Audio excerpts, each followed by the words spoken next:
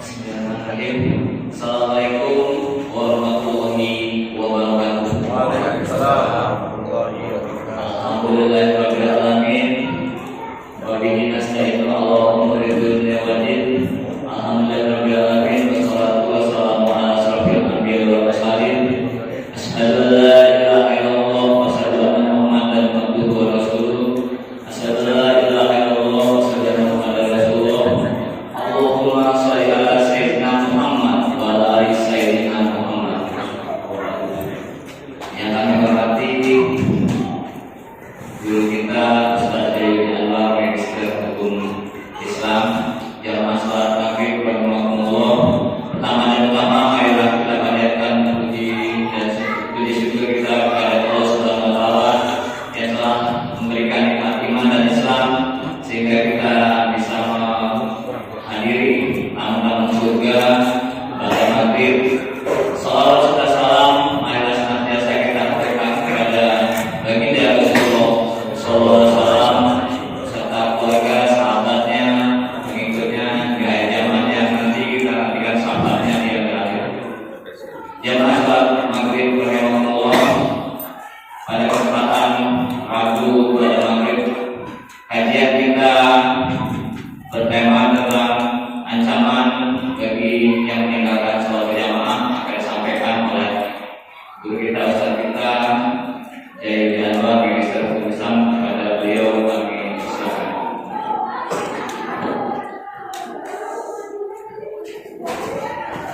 Bismillahirrahmanirrahim. Assalamualaikum warahmatullahi wabarakatuh. Waalaikumsalam warahmatullahi wabarakatuh. Alhamdulillah wa kafa wa salatu wassalamu ala nabiyil mustafa wa ala alihi wa sahbihi wa wafa. Asyhadu an la ilaha illallah wahdahu la syarika lah wa asyhadu anna Muhammadan abduhu wa rasuluh. Allahumma shalli ala Muhammad wa ala ali Muhammad wa ba'd. Ketua masjid yang sama-sama kita hormati dan pengurus masjid yang lainnya, Bapak-bapak sekalian yang dirahmati Allah Subhanahu wa taala. Alhamdulillah, segala puji bagi Allah pada malam hari ini kita diberikan Allah nikmat yang banyak. Iman-iman, iman Islam, iman kesehatan, iman kesempatan. Iman untuk melaksanakan kewajiban kita, melaksanakan sholat maghrib berjamaah, lalu melaksanakan sunnah maghrib. Lalu kita diberikan Allah nikmat untuk berada dalam majlis itu. Ini sungguh nikmat yang sangat besar dan patut dan harus kita syukuri. Semoga sampai hari ini, sampai detik ini, kita masih termasuk golongan hamba Allah yang bersyukur nikmat yang ada pada kita, sehingga nanti insya Allah nikmat ini akan berkah bagi kehidupan kita di dunia dan berkah juga bagi kehidupan kita di akhirat. Salawat dan salam kita aturkan kepada sebaik-baik hamba Nabi kita Nabi Muhammad sallallahu alaihi wasallam. Semoga senantiasa tercurah kepada beliau. Semoga kita semua tidak bosan-bosannya yang berusaha untuk belajar tentang cara hidup beliau, lalu kita amalkan dalam kehidupan kita, lalu kita ajarkan kepada keluarga kita, kepada tetangga kita, kepada orang-orang yang kita cintai, sehingga nanti kita wafat dalam kondisi itu, wafat dalam kondisi mengamalkan dan mengajarkan sunnah-sunnah Rasulullah, sehingga kita layak mendapatkan syafaat beliau, bahkan layak mendapatkan surga beliau insyaallah. Bapak sekalian dirahmati Allah, alhamdulillah ini perdana karena diminta diamanahi untuk sama-sama belajar Bapak sekalian pada maghrib. Kali ini temanya ancaman bagi yang tidak melaksanakan sholat berjamaah. Jadi pertemuan perdana ancam-ancam. Allah. Saya ancam pertemuan perdana ya. Kemarin katanya bisa disampaikan tentang keutamaan sholat berjamaah. Bapak sekalian, saya akan memulai dulu dari hukum sholat berjamaah. Saya berdasarkan buku ini, kitab Fikih Sunnah Syekh Sabiq, dan nanti saya akan baca saja. Nanti akan saya coba jelaskan hasil dari bacaan ini, sehingga nanti kita rujukan yang jelas. Jadi ini bukan pendapat saya secara pribadi, karena saya pun secara pribadi bukanlah ulama yang tidak layak untuk menyampaikan pendapat saya, karena syarat menjadi ulama itu berat. Saya belum sampai di situ. belum sampai di situ, sehingga saya ini muttabi sebenarnya, cuma yang mengikuti saja. Jadi nanti kita ikuti ini, karena ini ulama yang muktabar, yang kontemporer, yang muktabar, yang diakui oleh dunia Islam, bahwa buku ini salah satu buku yang mendapatkan penghargaan dari kerajaan Saudi, karena sangat bermanfaat bagi umat. Agak simpel karena tidak terlalu panjang, tetapi setiap persoalan diberikan dalil baik dari Al-Quran maupun Sunnah. Dan juga tidak hanya memotret dari satu mazhab, tapi memaparkan berbagai mazhab, lalu dia berusaha mengatakan ini yang menurut dia kuat. Jadi tidak hanya satu mazhab. Makanya saya di mana-mana pakai buku inilah yang saya bawa. Pakai buku inilah rujukan saya kalau lagi kajian, termasuk di sini. Nanti rujukan saya ini. Selagi masih ada di sini, karena kalau di masjid-masjid lain, kami memulai dari halaman 1. Ini kan ada 3 jilid, Pak. Ini jilid pertama. Biasanya di masjid-masjid lain saya mulainya dari halaman 1 sampai nanti, pokoknya berurutan sampai habis. Berurutan sampai habis. Yang paling lama itu Masjid Nur Salimah Cambai, sama Masjid Nur Arafah, sama yang sudah sampai 5 tahunan, 6 tahunan mengkaji kitab ini. Dan 5 tahun itu kita baru sampai bab sholat, baru setengah buku. 5 tahun itu setengah buku. Kalau ke masjid-masjid lain, jadi memang kita, kalau di sini kita per tema, nggak apa-apa, nanti kita cocokkan mana yang tema dari kitab ini. Saya rujukannya inilah. Saya nggak berani kalau tidak ada rujukan, karena lagi-lagi saya bukan seorang ulama. Jadi di hadapan fikih itu kita itu terbagi menjadi 3. Satu disebut dengan muqallid, orang yang bertaklid. 2 disebut dengan muttabi, orang yang mengikuti ulama. Tingkat ketiga ulama atau mujtahid. Muqallid itu orang yang tidak ngerti sama sekali dalil, lalu dia belok-belok aja. Ini muqallid. Kalau dia minta untuk taklid itu orang yang disebut muqallid. Jadi kalau diminta dalil dia bingung. Kamu sholat subuhnya kunut, ya, dalilnya apa? Dia didesak-desak tambah pening. Lama-lama udah sayang ya. Pening apa ini. Karena dia dipaksa-paksa berdalil, padahal dia memang bukan levelnya untuk pakai dalil. Maka kalau kaidah dalam fikih itu qaulul ulama dalilun lil awwal. Perkataan ulama itu sudah cukup menjadi dalil bagi orang awam. Bagi orang muqallid itu sudah cukup perkataan ulama. Kenapa pakai kunut? Kiai dulu pakai kunut, selesai. Tidak usah pakai dalil. Karena perkataan kiai itu sudah jadi dalil bagi dia. Karena dia awam dan tidak usah dipaksa. Kalau dipaksa justru dia akan melihat agama ini berat dan akan menjauhkan dia dari agama. Itu muqallid. Yang kedua ada muttabi namanya. Muttabi itu pengikut ulama. Dia belum sampai derajat ulama, tapi dia sudah mengerti dalil sedikit-sedikit. Jadi dia ikut ulama. Kenapa kau kunut? Saya kunut ikut mazhab Syafi'i. Karena menurut mazhab Syafi'i dalilnya dari sebulan bin sebulan itu kuat menurut mazhab Syafi'i dan sahih. Maka Imam Syafi'i mengatakan kunut subuh itu adalah sunnah. Itu namanya muttabi. Tapi kan nggak semua orang bisa pada level itu membaca dalil kemudian menghafalkan dalil, kan nggak semua orang. Nah ini levelnya muttabi. Nah muttabi itu dia wajib ikut ulama karena dia tidak boleh mengeluarkan pendapat sendiri. Wajib ikut ulama, tetapi tahu dalilnya, itu muttabi. Yang ketiga ada yang namanya mujtahid atau ulama itu sendiri. Kalau ulama, ya, dia justru tidak boleh ikut yang lainnya. Dia wajib punya pendapat sendiri karena dia punya kemampuan untuk menyimpulkan dalil. Ini dalilnya Al-Quran, ini sunnah dalilnya. Dia punya ilmu untuk menyimpulkan dalil ini jadilah fikih. Jadi fikih. Nah itu ulama. Dan dia tidak boleh ikut ulama yang lain. Maka Imam Abu Hanifah, lalu kemudian Imam Malik nanti punya murid namanya Imam Syafi'i. Ya. Imam Syafi'i itu kan muridnya Imam Malik, tapi dia punya mazhab sendiri. Padahal dia muridnya Imam Malik. Kemudian nanti Imam Syafi'i punya murid namanya Imam Ahmad bin Hanbal, nanti punya mazhab sendiri namanya mazhab Hambali. Jadi padahal itu guru dan murid. Kenapa mereka tidak sama mazhabnya? Karena di level mujtahid tidak boleh ikut-ikutan. Dia harus punya pemikiran sendiri. Karena dia sudah sampai pada derajat ulama. Nah, di derajat ulama itu berapa? Di derajat ulama itu berapa? Ya semoga anak-anak kita nanti akan sampai di derajat. Amin. Saya secara pribadi belum tua nih yang sampai 40. Tapi kalau mau sampai ke derajat ulama rasanya nyebar udara putih. Karena saking banyaknya syarat-syarat yang orang bisa disebut ulama. Nah, sekarang ini posisi kita ini semua di mana posisinya?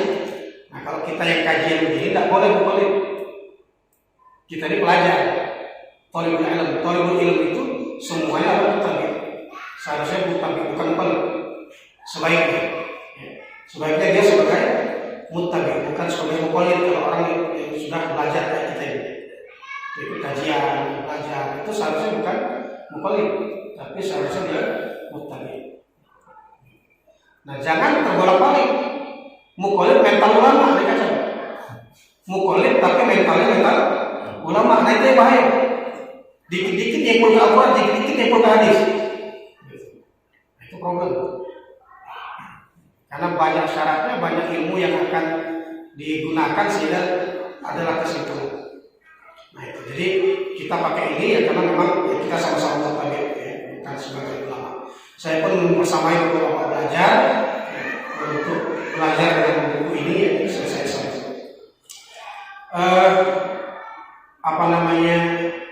Hukum sholat berjamaah itu para ulama berbeda pendapat menjadi 3 pendapat. Jadi nanti baru kita berbicara tentang ancaman ya kalau kita sudah tahu hukumnya. Karena pada level tertentu itu tidak perlu ancaman kalau memang hukumnya memang tidak diperlukan ancaman. Maka para ulama berbeda pendapat tentang kewajiban tentang sholat berjamaah ini menjadi 3 pendapat. Pendapat pertama yang mengatakan bahwa sholat berjamaah itu hukumnya sunnah muakkad. Hukum berjamaah itu, ya, sholat berjamaah itu hukumnya sunnah muakkad. Sunnah yang mendekati wajib. Bukan sunnah saja, tapi sunnah muakkad. Dikuatkan, hampir mendekati wajib. Nah, ini yang pertama. Kemudian pendapat kedua, sholat berjamaah itu hukumnya adalah fardu kifayah, wajib kifayah. Apa fardu kifayah itu?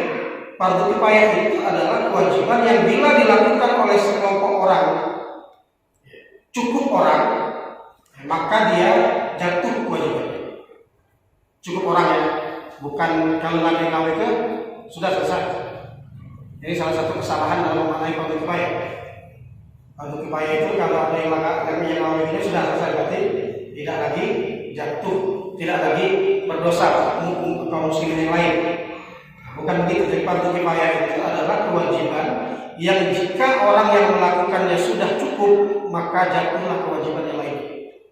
Kalau belum cukup tidak jatuh kewajiban. Sholat berjamaah tetap ada azan berkumandang di dusun itu. Tapi yang azan wa itulah, yang imam wa itulah, makmum wa itulah. DWR. Jatuh tidak fardu kifayah. Contoh lain misalnya. Sholat penyelenggaraan jenazah itu kan fardu kifayah. Satu kecamatan yang bisa memandikan jenazah 1 orang, jatuh tidak fardu kifayah? Enggak. Tidak cukup 1 orang untuk 1 kecamatan. Maka harus ada orang yang berkewajiban untuk memunculkan orang-orang yang bisa juga menyelenggarakan jenazah. Kalau nggak berdosa semua kaum muslimin. Karena fardu kifayah ini tidak jatuh karena cukup 1 orang untuk 1 kecamatan. Itu yang disebut dengan fardu kifayah. Nah ini yang kedua. Yang ketiga kata para ulama, pendapat yang ketiga, hukum sholat berjamaah itu fardu ain, wajib ain. Jadi kewajiban orang per orang, bukan fardu kifayah. Nah ini ada 3 hukum ini. Maka nanti ada konsekuensinya pasti. 3 hukum ini ada konsekuensinya. Pendapat pertama itu berdalil dengan keutamaan sholat berjamaah. Sebagaimana disebutkan dalam sebuah hadis disebutkan oleh Syekh Sabik, salatul jamaati afdalu min salatil fardhi bi 27 darajah. Salat berjamaah itu, salat sendirian itu, salat berjamaah itu lebih utama daripada salat sendirian 27 derajat. Nah, kata ulama yang berdalil dengan dalil ini, jadi salat berjamaah itu 27 pahala. Hitungannya 27 pahala. Salat sendirian itu 1 pahala. Dengan 1 pahala itu menunjukkan bahwa salat berjamaah yang 27 ini tidak wajib. Kenapa? Yang sendirian masih ada pahalanya. Kalau dia wajib, maka yang sendirian itu tidak ada pahalanya, berdosa justru dia. Tapi hadis ini menyebutkan ya yang sendirian itu juga mendapatkan pahala 1. Jadi hukumnya sunnah muakkadah dengan dalil itu. Nah, maka konsekuensinya kalau sunnah muakkadah itu tidak ada ancaman. Sunnah muakkadah itu tidak ada ancaman. Orang yang meninggalkan sunnah muakkadah ya, tanpa udzur, kata para ulama, paling tinggi dia cuma layak dihina. Dia tidak berdosa. Orang meninggalkan sunnah muakkadah itu tidak berdosa. Tetapi kalau dia tinggalkan terus tanpa udzur, maka orang ini layak dicela, layak dihina. Karena dia meninggalkan sunnah muakkadah tanpa udzur. Berdosa enggak, tapi sebagai orang dia layak dicela. Kenapa layak dicela? Karena dia tidak perhatian terhadap yang sunnah muakkadah. 1. Karena hitungan akhiratnya dia lebih untung kalau dia melakukan yang sunnah muakkadah ini, tapi dia tidak lakukan, maka dia layak dicela. Jadi itu ancaman kalau dia sunnah muakkadah. Dia layak dihina, dia layak dicela. Cuma pada prakteknya bukan berarti kita menghina orang yang sholat berjamaah, bukan. Maksudnya secara hukum begitu, tapi bukan pada prakteknya kemudian kita keluar orang-orang yang sholat berjamaah kita hina, kita anggap hina, enggak begitu. Tapi secara hukum, tapi pada prakteknya itu tidak begitu. Tidak ada eksekusi untuk menghina orang, tidak ada. Itu secara hukum saja. Nah, ini pendapat yang pertama. Kemudian pendapat yang kedua, ya, yang mengatakan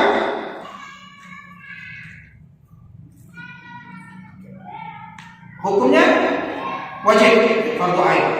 Ya dengan dalil yang mengatakan bahwa wallahi nafsi bi yadihi laqad hamantu an amra bihaqqin fayaqatib thumma amara rajulan fayaqumun nas thumma ukhalifu ila rijalin fa uhadiku alaihim buyutahum muttafaqun alaih.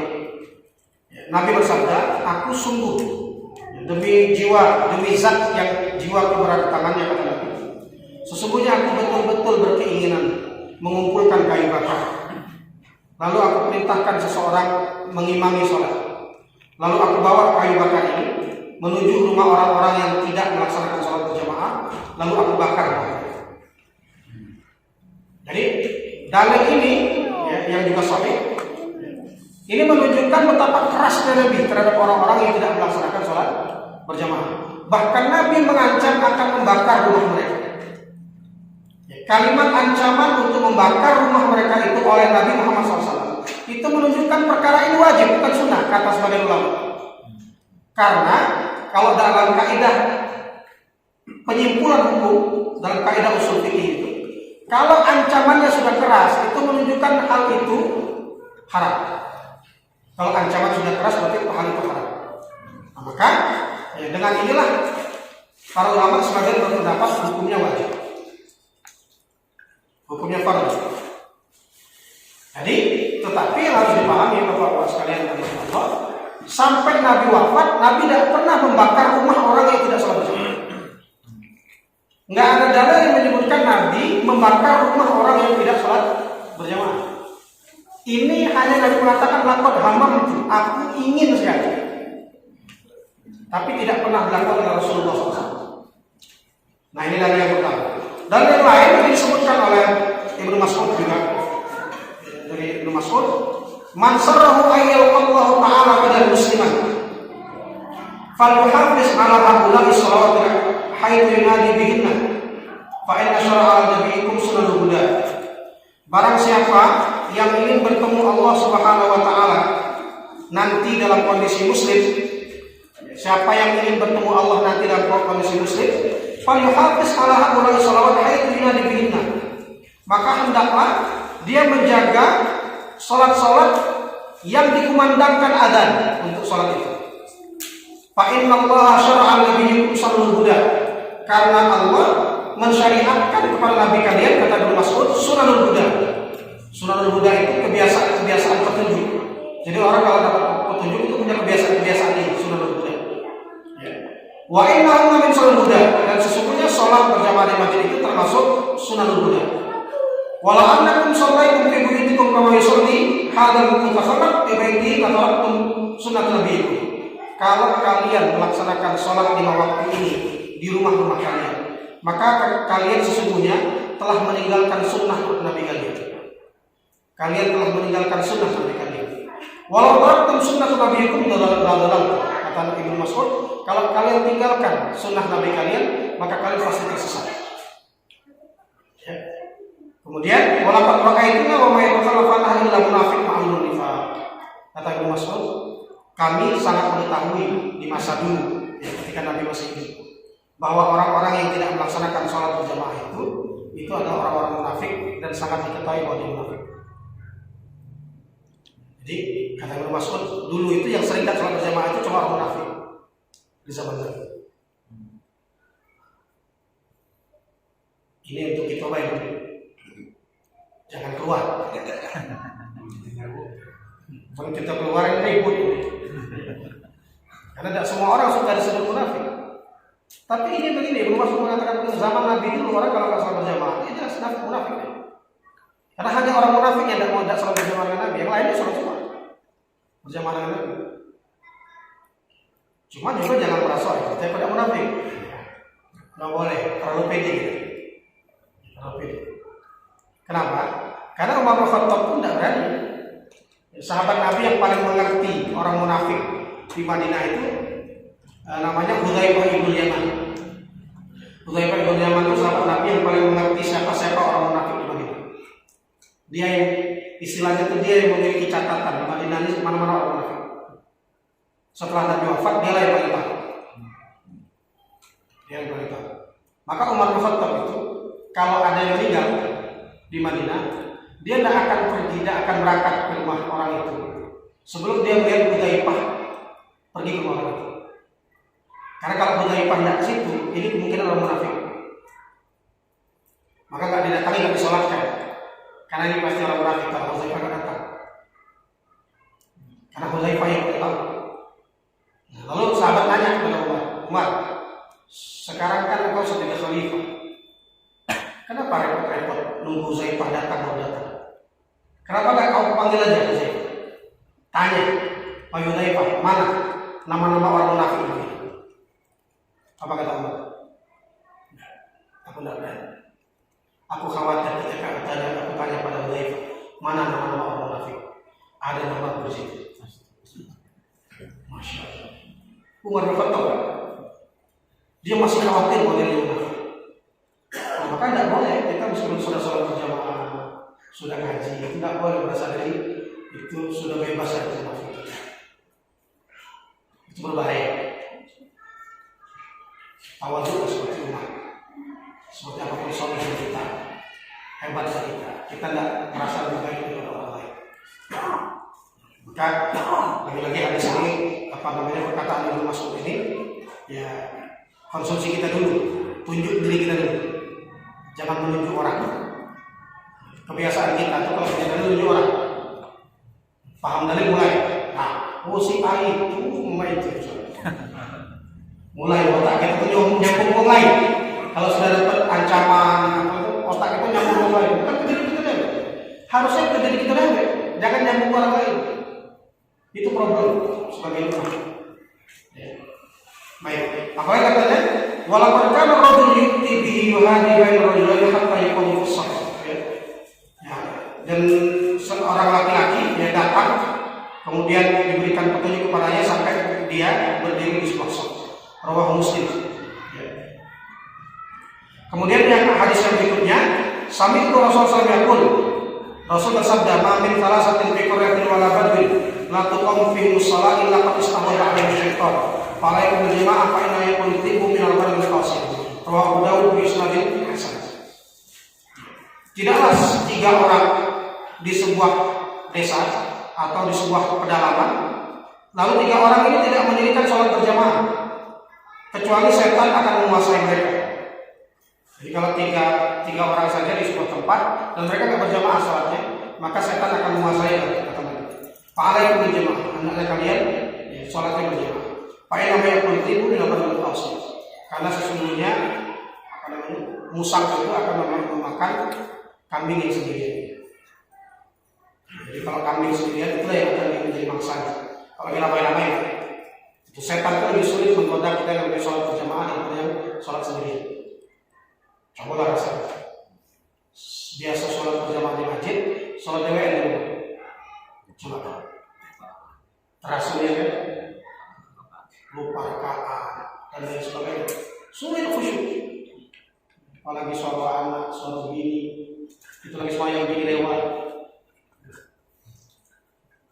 Sulit. Maka itulah kadang-kadang. Nah inilah dalil-dalil yang sehingga sebagai ulama ada yang mengatakan fardu kifayah, ada yang mengatakan fardu ain. Baik, itu Bapak sekalian, dan itulah ancamannya. Satu ancaman yang munafik, Nabi sampai membakar rumahnya, akan tersesat dan lain sebagainya. Lalu apa saja alasan yang membuat kita boleh untuk meninggalkan sholat berjamaah? Usul-usul yang membuat kita boleh meninggalkan sholat berjamaah. Saya ulangi, tapi kalau saya secara pribadi, Bapak sekalian, ikut pendapat yang mengatakan sholat berjamaah itu sunnah muakkadah. Ini pendapat saya pribadi. Saya ikut ulama yang mengatakan sholat berjamaah itu sunnah muakkadah. Saya pribadi, ya. Saya ikut memilih untuk ikut ulama yang mengatakan sunnah muakkadah, bukan yang mengatakan fardu kifayah maupun fardu ain. Kalau saya pribadi. Kalau bapak-bapak ya silakan. Nak belok yang mana? Kalau saya pribadi ikut yang sunnah muakkadah. Apalagi di Indonesia saya kira sunnah muakkadah lebih pas, selain dalilnya juga kuat. Sunnah muakkadah itu dalilnya juga kuat. Karena kalau kita pakai yang fardu ain apalagi, masya Allah ya, Indonesia ini bayangkan sekomplek ini berapa yang tidak sah sholatnya. Kalau dia fardu ain berarti sholat Jumat tidak sah. Kalau dia fardu ain, selain dalilnya juga kuat. Nah, berikutnya alasan apa yang membuat orang boleh meninggalkan sholat berjamaah? Ada rukhsah, ya, ada keringanan bagi orang untuk meninggalkan sholat berjamaah. Pertama dan kedua, al-barad awil matar. Yang kedua adalah cuaca yang sangat dingin, ya, dan juga hujan. Jadi 2 hal. Tidak hujan tapi cuacanya sangat dingin, ini boleh meninggalkan sholat berjamaah. Atau hujan, maka juga boleh meninggalkan sholat berjamaah. Kadar hujannya bagaimana? Kata para ulama, kadar hujannya hujan yang membuat kita sampai ke masjid basah. Kalau sampai ke masjid basah, maksudnya basah kuyup, baca semayang, basah-basah dikit, lembab itu ya layak. Pokoknya basah kuyup yang membuat kita itu udah gak layak lagi sholat berjamaah dengan jamaah-jamaah yang sekitar masjid. Itu batasannya. Jadi ini ada rukhsah. Ustaz, sekarang kan ada jas hujan, ada mobil, ya memang iya, tetapi ini tetaplah rukhsah. Ada keringan. Jangan memberat-beratkan diri karena adanya rukhsah. Boleh saja Pak, kalau Bapak misalnya tetap mau ke masjid, itu juga sah dan tidak masalah. Bahkan kesemuanya akan dinilai pahala. Tetapi juga jangan meremehkan orang yang tidak ke masjid karena hujan. Karena Nabi memang sudah mengatakan bahwa itu rukhsah yang dibolehkan.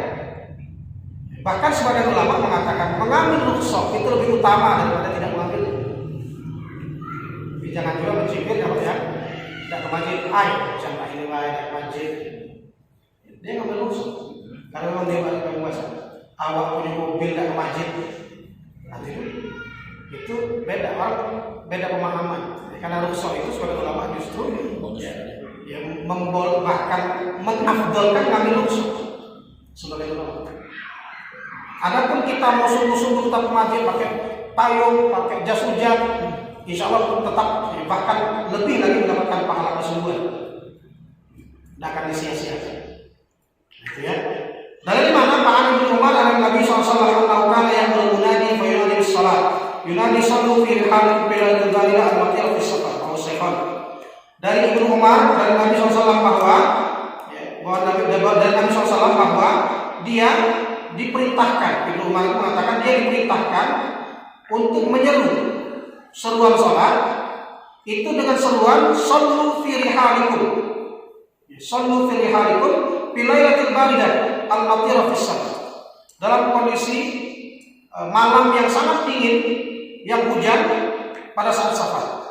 Jadi kata Ibnu Umar, justru diperintahkan muazzin itu ya ketika cuaca dingin, hujan, ya, dan juga itu dalam safar kalau dalam keadaan ini, itu justru muazzin diperintahkan bukan mengucapkan hayya 'alas shalah, tapi muazzin disuruh diperintahkan mengatakan sallu fi rihalikum, sallu fi rihalikum, salatlah di tempat kalian, salat di tempat kalian, bukan hayya 'alas shalah. Jadi ini dalilnya bahwa motor itu bahkan boleh sholat di rumah masing-masing. Karena bahkan Nabi perintahkan ganti hayya 'alas shalah dengan sallu fi rihalikum. Kalau praktek, lihat kondisi masyarakat dulu. Jangan asal praktek.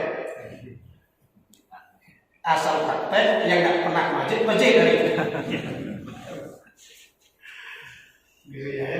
Jadi sallu fi rihalikum itu ada dalam sunnah, dalam hadis. Jelas hadis yang sahih para ulama juga sepakat ini ya. Sallu fi rihalikum. Tapi prakteknya tetap harus melihat kondisi masyarakat. Dalam berpikir itu ada aspek sosial yang juga harus ditimbang, ya, bukan cuma aspek pemahaman, tapi ada aspek sosial. Kemudian disebutkan juga wa Jabir kharajna ma'a Rasulullah fi safarin pamutirna.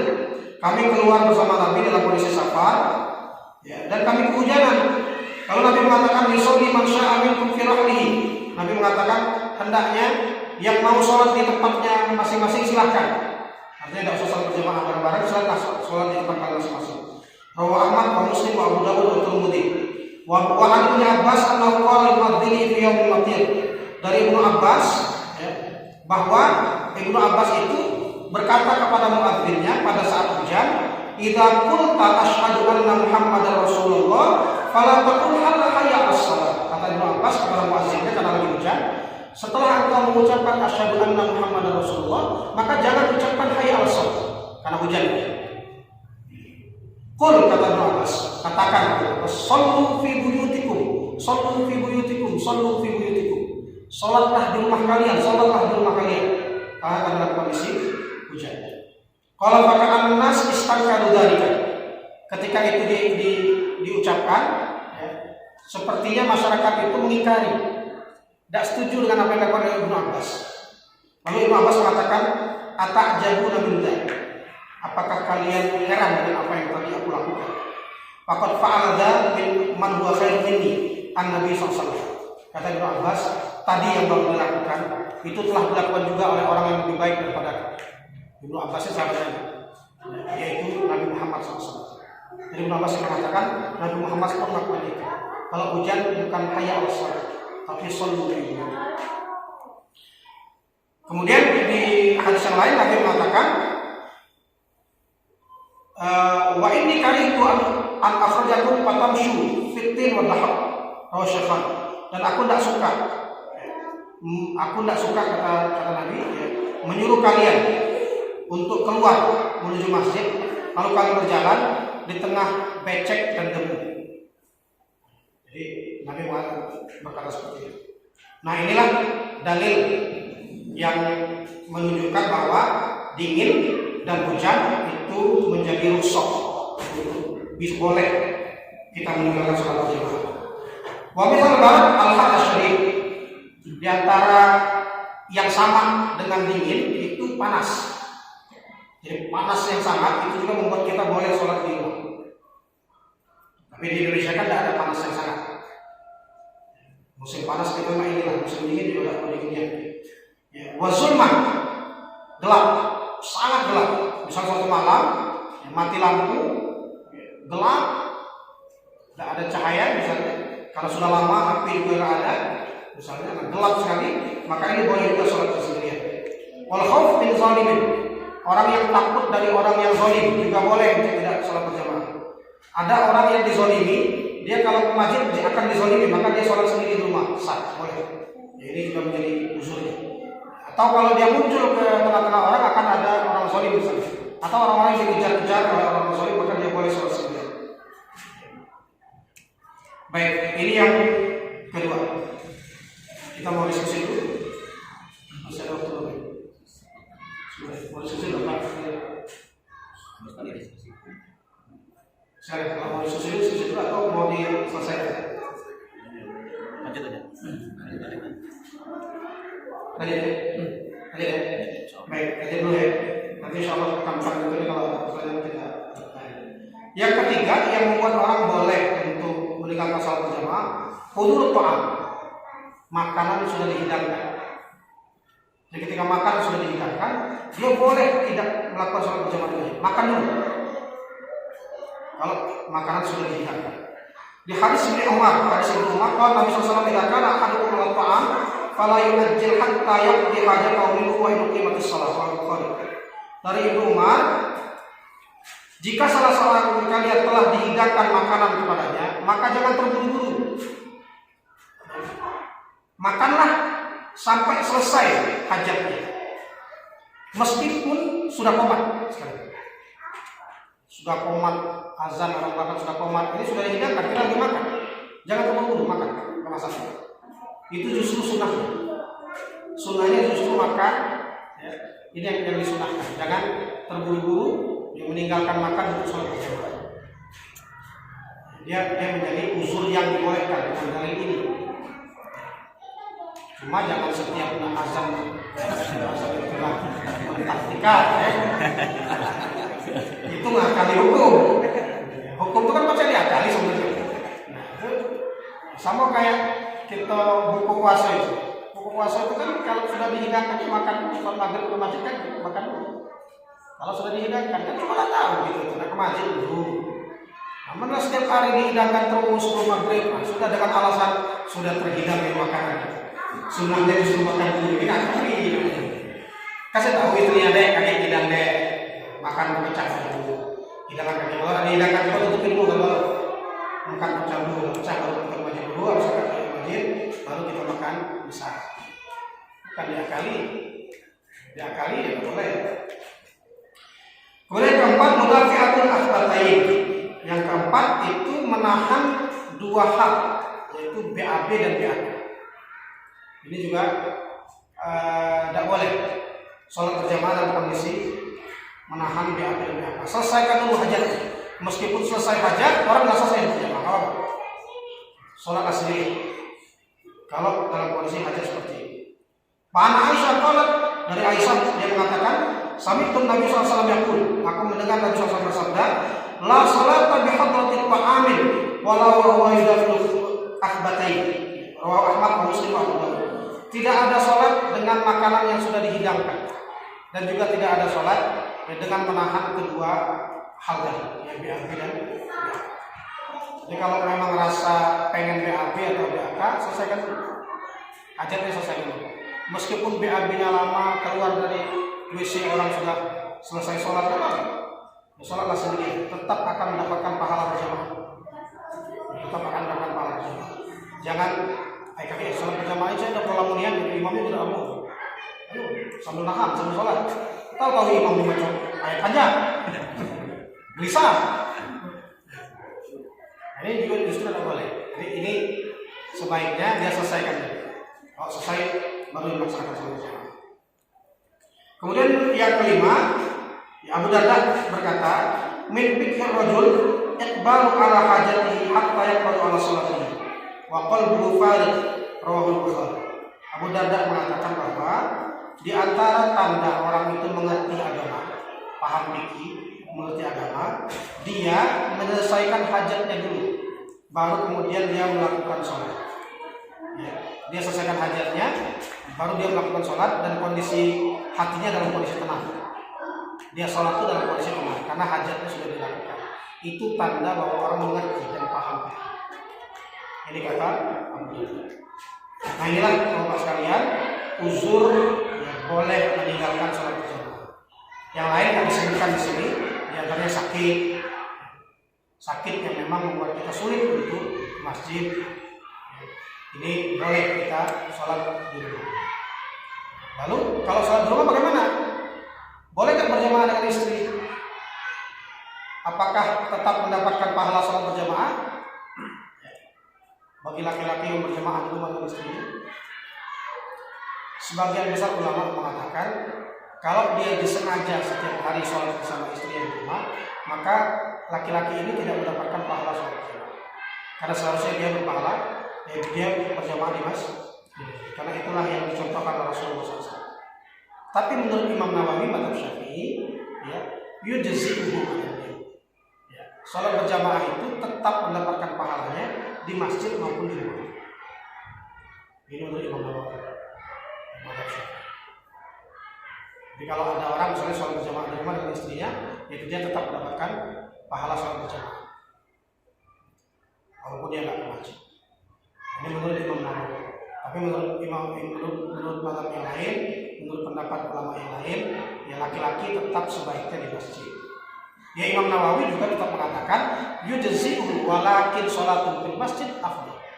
Itu sudah cukup kata Imam Nawawi buat dia mendapatkan pahala berjamaah. Tetapi sholat dia di masjid lebih afdal daripada sholat di rumah berjamaah dengan istri. Itu menurut Imam Nawawi. Saya kira begitu Bapak sekalian. Sudah habis ya usul sholat berjamaah dan ancaman bagi orang-orang yang tidak melaksanakan sholat berjamaah. Demikian saja. Assalamualaikum warahmatullahi wabarakatuh. Waalaikumsalam warahmatullahi wabarakatuh. Demikian